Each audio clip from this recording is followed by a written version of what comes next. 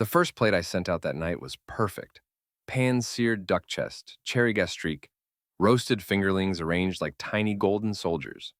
I'd practiced this dish 100 times, dreaming of this moment when my family would finally see what I'd built.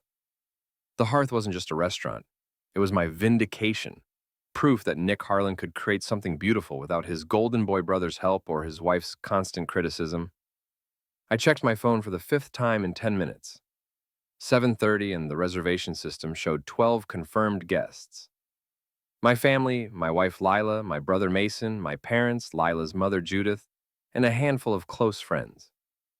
The dining room buzzed with strangers, food bloggers, local business owners, curious townspeople, drawn by weeks of social media promotion. But table 7, the large round table I'd specially reserved and decorated with white roses, sat empty. "Chef, the duck's getting cold," called Harry Boone, my sous chef, from behind the pass. Harry was built like a linebacker, but moved through the kitchen with surprising grace, her short-cropped hair hidden under a pristine white toque. She'd followed me from my last job, believing in my vision when nobody else would. "Send it to table 12, I said, forcing my voice to stay level. "The food blogger." My phone buzzed. A text from Lila. "We need to discuss the restaurant situation. Can't make it tonight, sorry." The restaurant situation. As if the hearth was some problem to be solved rather than the culmination of everything I'd worked for. I scrolled through my messages, finding excuse after excuse. Mason had a client emergency. My parents were feeling under the weather. Judith had a prior commitment she'd forgotten about. But it was the final text that made my blood run cold. From my childhood friend Dave, who I'd invited as part of the extended group. "Heard about the drama. Think it's best if we skip tonight. Good luck with everything." Drama? What drama? I stepped outside into the cool October air, my chef's coat still pristine white, untouched by the sweat that was beginning to bead on my forehead. The hearth's exterior glowed warmly in the evening light, its rustic, modern facade exactly what I'd envisioned when I'd poured my life savings into this place. Through the windows, I could see diners enjoying their meals, the open kitchen concept allowing them to watch my small team work.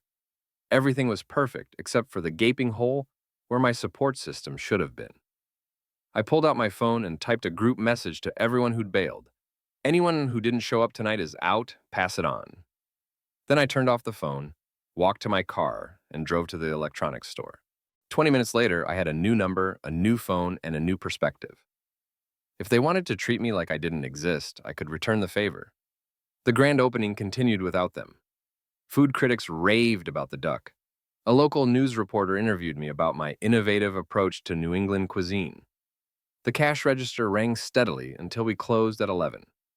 But as I locked the doors and watched the last customer disappear into the night, I couldn't shake the feeling that something bigger was happening. Something I didn't understand yet. The next morning brought the first review. 5 stars in the local paper. "The hearth represents everything right about our culinary scene," wrote Janet Morrison, the paper's food critic. "Chef Nick Harlan has created something truly special." I should have been celebrating. Instead, I spent the morning trying to figure out what drama Dave had mentioned. I called him from my new number, but he didn't pick up. I tried Mason, then my parents, nothing. It wasn't until Tuesday that I got my answer. "Chef, you need to see this." Harry's voice cut through the morning prep noise like a cleaver through bone. She was standing by the hostess station, her phone in her hand, her usually confident expression replaced by something I'd never seen before. Fear. I wiped my hands on my apron and walked over. She showed me her screen, a Facebook post that had already been shared 47 times. "Food poisoning at the Hearth restaurant. My husband and I ate there Saturday night and spent the entire weekend in the emergency room. Violent stomach cramps, vomiting, fever. The health department needs to investigate this place immediately. Do not eat here." The post was from someone named Jennifer Walsh. The profile picture showed a woman in her 30s with blonde hair and a fake smile. I didn't recognize her, but the post had dozens of comments already. People sharing their own horror stories about local restaurants, others tagging friends to warn them. "Do we know this woman?" I asked Harry. "Never seen her before. And look at this." She scrolled to another post, this one from a man named Robert Chen. Same story, same timeline, same dramatic language. about emergency rooms and health departments. My stomach dropped. 2 cases of food poisoning from the same night would be enough to shut us down for a health inspection. In a small town like Millbrook, Massachusetts, word traveled fast. By lunch, we'd be empty. Pull the reservation records, I told Harry. I want to see if these people actually ate here. While she worked, I called our insurance company and our lawyer. If this was real, we needed to be prepared. If it wasn't real, and something in my gut told me it wasn't, we needed to be ready to fight. Harry found the reservation system on her laptop and pulled up Saturday's bookings. We'd served 87 people that night. Jennifer Walsh and Robert Chen weren't on the list. Maybe they were walk-ins, Harry suggested, but we both knew that was unlikely. Saturday had been fully booked with a waiting list. Pull the security footage, I said.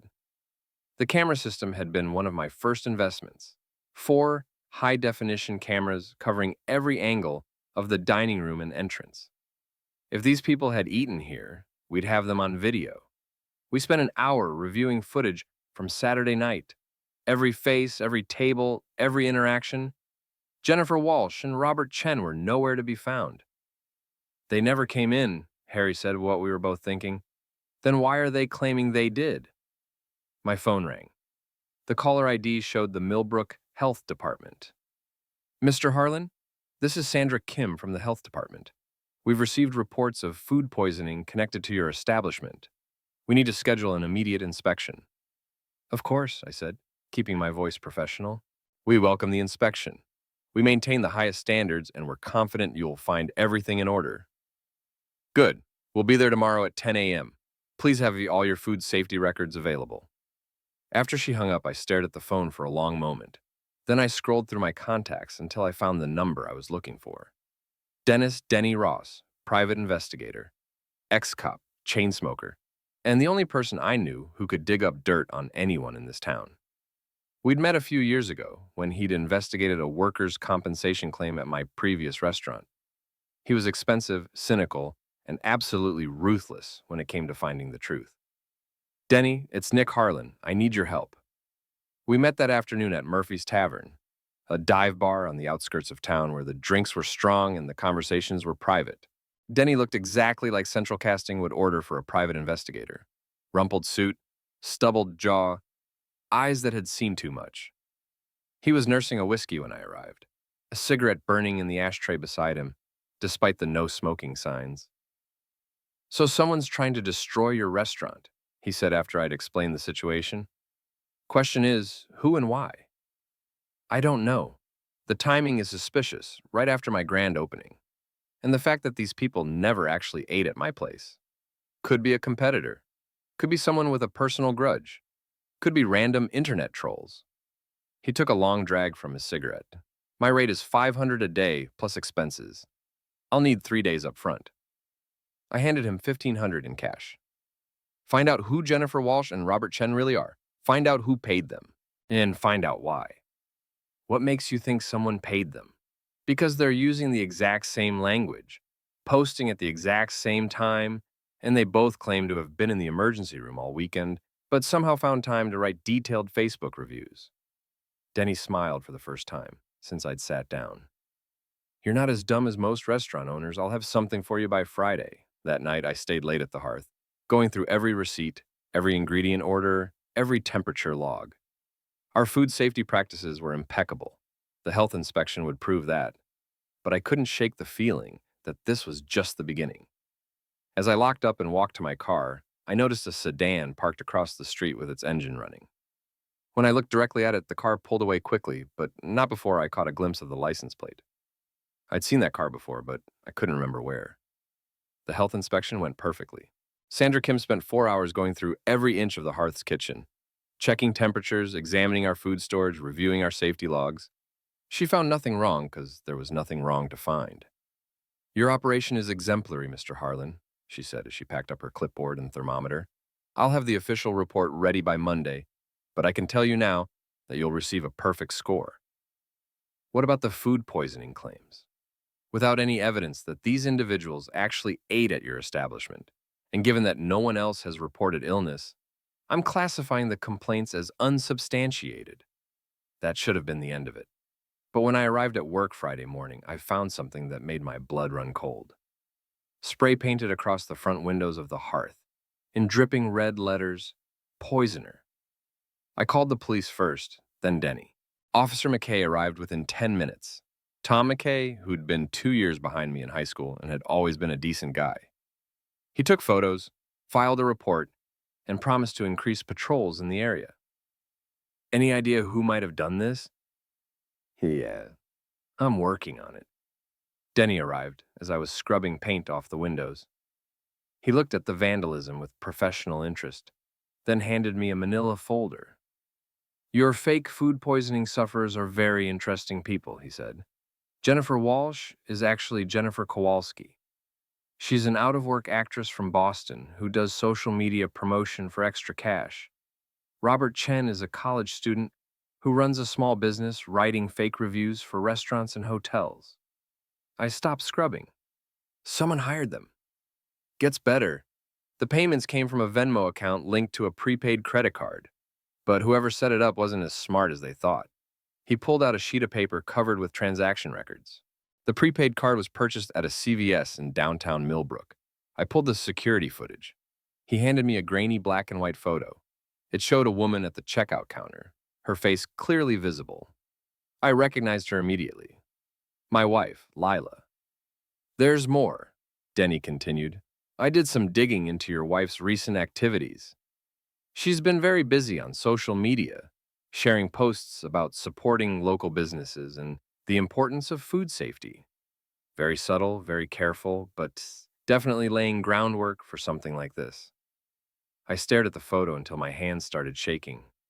Lila, my wife of 8 years, the woman who'd promised to support my dream of opening a restaurant, the woman who'd been too busy to attend my grand opening. Why would she do this? That's not my job to figure out, but I can tell you she's not working alone. He pulled out another photo, this one showing Lila talking to a man outside a coffee shop. Recognize him? I did. Evan Callister, a PR consultant who worked with several local businesses. He was also one of my brother Mason's closest friends, part of the social circle that had always made me feel like an outsider. They met 3 times last week, Denny said.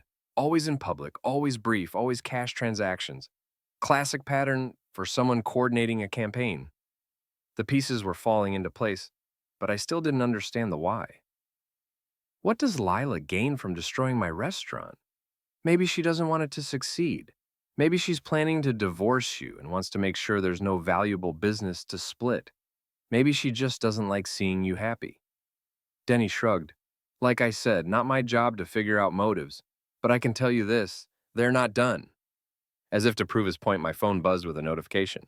Another Facebook post, this one from a concerned citizen, sharing photos of the vandalized restaurant with the caption, "This is what happens when restaurants put profits over safety. The community is speaking out." The post had already been shared 15 times. I need more, I told Denny. I need to know exactly what they're planning next. That'll cost extra. Surveillance, electronic monitoring, the works. Do it. That night, I sat in my kitchen at home, staring at the folder of evidence. Lila was upstairs, probably texting with Evan, probably planning their next move. She'd come home acting concerned about the vandalism, offering to help me weather this crisis. The performance had been flawless. For the first time since this started, I felt something other than confusion and hurt. I felt anger, cold, calculating anger that settled in my chest like a chunk of ice. They wanted to play games. They wanted to destroy everything I'd worked for. Fine. But they'd picked the wrong target. I opened my laptop and started researching. If Lila and Evan thought they could ruin me with fake reviews and social media manipulation, they were about to learn that I could play that game too. And I'd been underestimated my entire life, which meant I had nothing left to lose. The war was just beginning. Evan Callister's weakness was his ego. I'd known that since college when he'd been the type of guy who name-dropped his father's connections and wore expensive clothes to make up for his complete lack of personality. Now, 15 years later, he was still the same insecure poser, just with better suits and a LinkedIn profile full of buzzwords. His PR firm, Callister Communications, had a sleek website showcasing his innovative social media strategies and crisis management expertise. What it didn't mention was his habit of cutting corners, taking credit for other people's work, and charging premium prices for amateur results.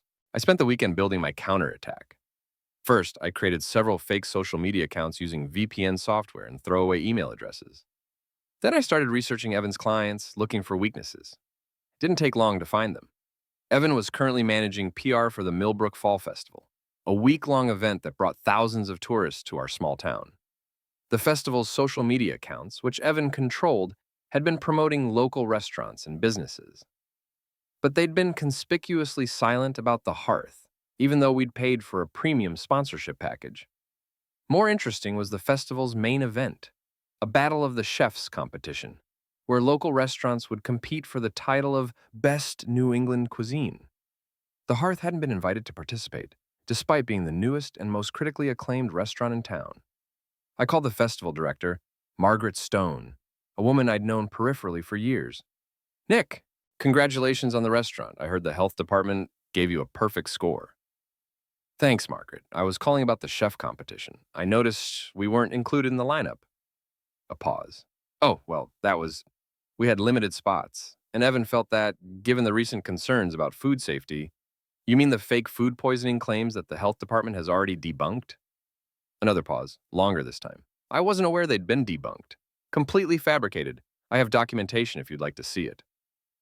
By Monday morning, the Hearth had been added to the competition lineup. More importantly, I'd planted a seed of doubt about Evan's judgment in Margaret's mind, but that was just the opening move. Tuesday night, I put the real plan into action. Evan was hosting a networking event at the Millbrook Country Club, one of those exclusive gatherings where local business owners paid $50 to drink cheap wine and listen to him talk about leveraging social synergies. I arrived fashionably late, wearing my best suit and carrying a bottle of expensive scotch as a thank you gift for the organizer. Evan's face went pale when he saw me, but he recovered quickly, plastering on his professional smile. "Nick, great to see you. How's the restaurant business?" "Booming thanks to all the free publicity." I smiled back, matching his fake warmth. "You know how it is, controversy sells. We've been packed every night since the health department gave us that perfect score." A few people nearby turned to listen. In a small town, everyone knew about the food poisoning claims, but not everyone knew they'd been debunked. "That's great," Evan said, his smile faltering slightly. "I actually wanted to thank you," I continued, raising my voice just enough to draw more attention. "Your crisis management advice has been invaluable. That suggestion about hiring actors to create fake controversy? Genius." Evan's face went white. "I never—" "Oh, come on, don't be modest. The whole fake food poisoning thing, the social media campaign, the vandalism, it's been brilliant marketing. We couldn't have bought this kind of publicity." I was lying, of course. Evan hadn't given me any advice. But the people listening didn't know that, and Evan's panicked expression was making him look guilty as hell. "I think there's been a misunderstanding," he stammered. "Has there?" I pulled out my phone and opened the photos Denny had given me. "Because I have some interesting documentation here about payments to fake reviewers, coordination with social media accounts." "I need to use the restroom," Evan said quickly, and practically ran from the room. I spent the rest of the evening mingling, dropping carefully crafted hints about Evan's unconventional marketing strategies. By the time I left, half the room was looking at him with suspicion. But the real damage came the next morning. I'd spent months building relationships with local food bloggers and social media influencers. Now I called in those favors. Within hours, my feeds were flooded with posts about unethical PR practices and fake review scams. None of them mentioned Evan by name, but the timing was unmistakable. His business phone started ringing constantly, clients demanding explanations, potential customers asking pointed questions about his methods. By Thursday, 2 of his biggest accounts had dropped him. "You're playing with fire," Denny warned me when I met him for our weekly update. "Evan's getting desperate, and desperate people do stupid things." "Good, I want him desperate. What about your wife?" That was the harder question. Lila had been acting strange all week, jumpy and distracted. She'd started working late, claiming she was busy with a new freelance project. But I'd checked our joint credit card statements and found charges at restaurants and bars during her supposed work hours. Always with Evan. She's planning something, I said, and I can feel it. You want me to put surveillance on her? Not yet. Let her think she's winning.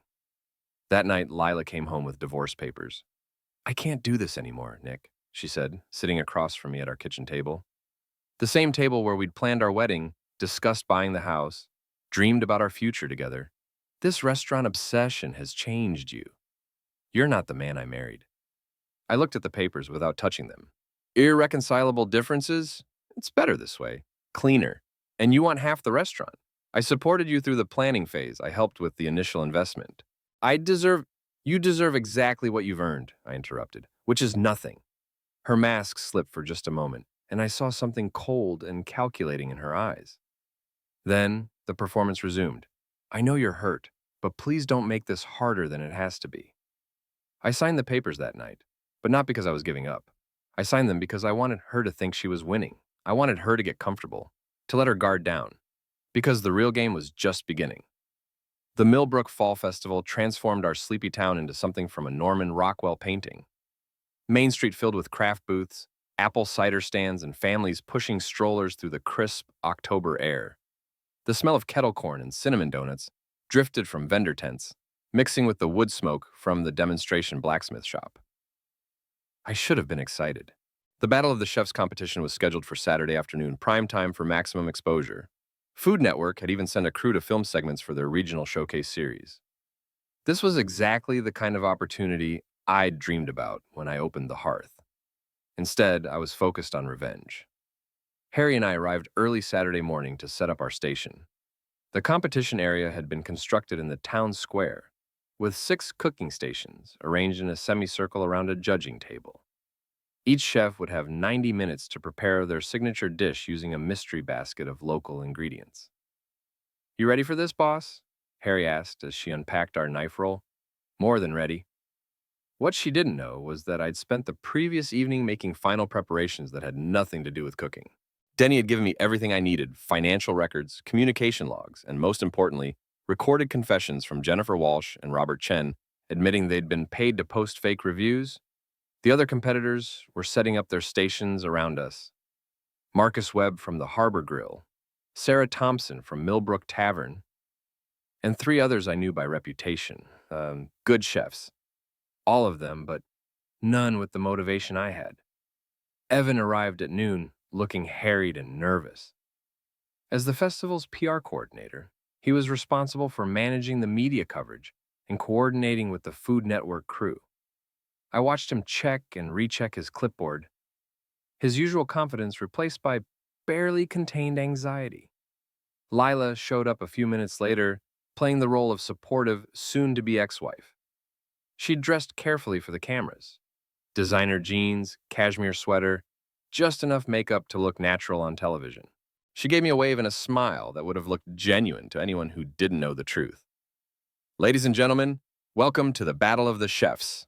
Margaret Stone's voice boomed through the sound system as the crowd gathered around the cooking area.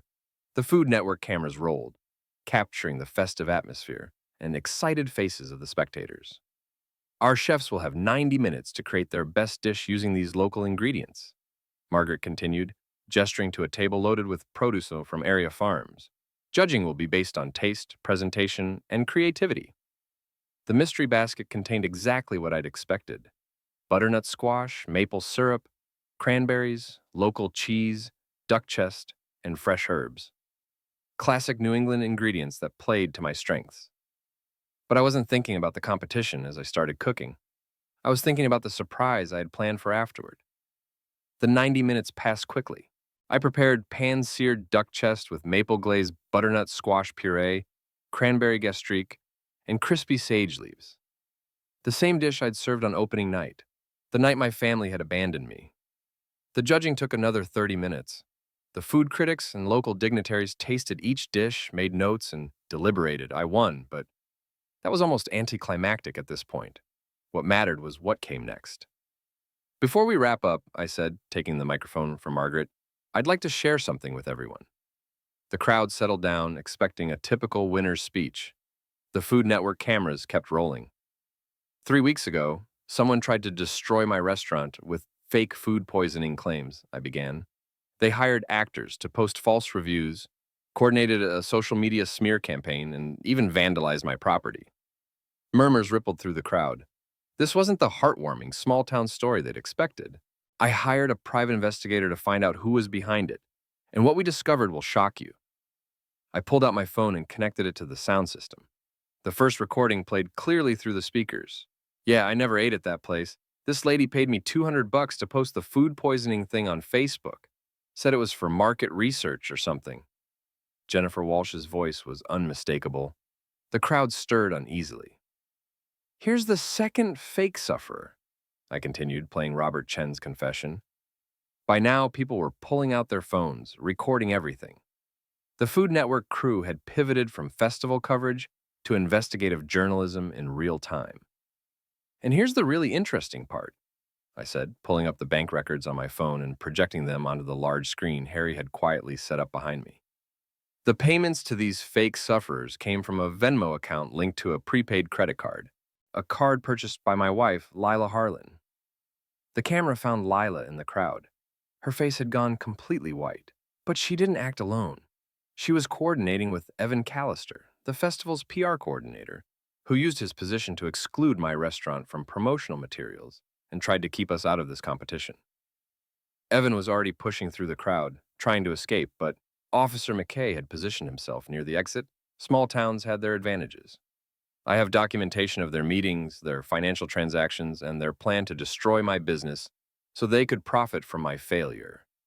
The crowd was buzzing now, angry voices rising as people realized they'd been manipulated. In a small town like Millbrook, everyone knew everyone, and betrayal was personal. Lila tried to approach the microphone, probably to give some tearful explanation, but the crowd wouldn't let her through. Someone shouted, "Fraud!" Another person yelled, "Liars!" Margaret Stone took the microphone back, her face flushed with embarrassment and anger. The festival committee had no knowledge of these activities.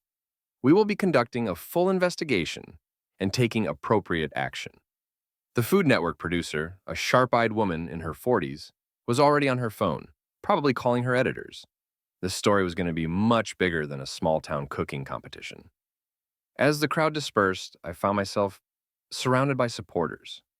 Local business owners who'd been targeted by similar smear campaigns, food bloggers who'd suspected something was wrong, and ordinary citizens who were outraged by the deception. "You did the right thing," Officer McKay said, appearing at my elbow. "We'll need copies of all your evidence for the investigation." "Already prepared," I said, handing him a flash drive. Across the square, I could see Lila and Evan in heated conversation near the parking area. Their body language screamed panic and recrimination.